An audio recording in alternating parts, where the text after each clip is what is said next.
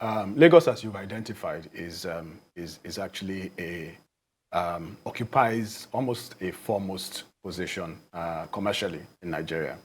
And Lagos has been blessed with a lot, and so a lot is expected from Lagos. Now, on the contrary, what we have seen is that Lagos has not lived up to that potential.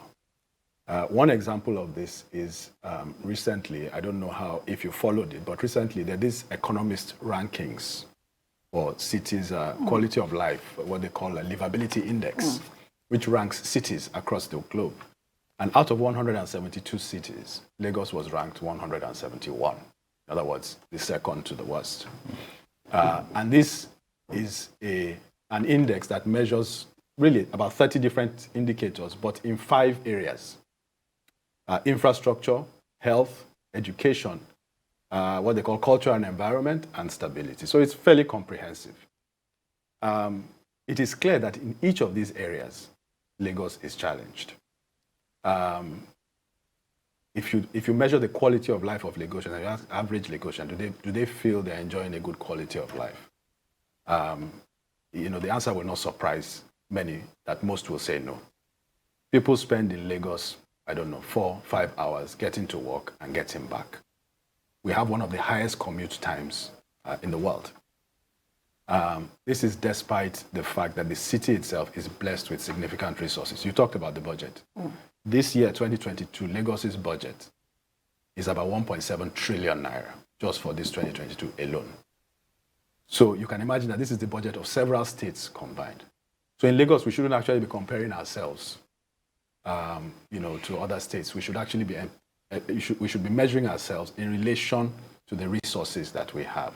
I think if we measure it along these dimensions, whether it's in terms of the infrastructure that our citizens enjoy, whether it's in terms of the health facilities that they're able to access, whether it's in terms of the educational, the quality of education that our kids get from our public schools, whether it's the culture, whether it's the environment, on all of these measures, I think a lot more could have been done than has been done.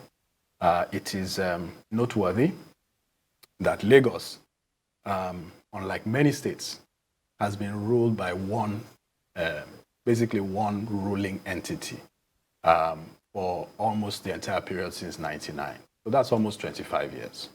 That's almost a generation. Some nations have moved from third world status to first world status in the span of a generation.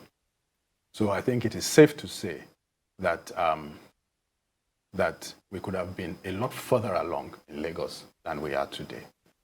I will conclude by saying that Lagos is important because Lagos is a very significant part of Nigeria's GDP. We have a population of between 20 and 30 million people, depending on who you ask. So in a lot of ways, what happens to Lagos is determinative of what happens to Nigeria. So it is important that if we assess that progress is not being made in Lagos, for us to progress as a nation, an important part of that is what happens in Lagos.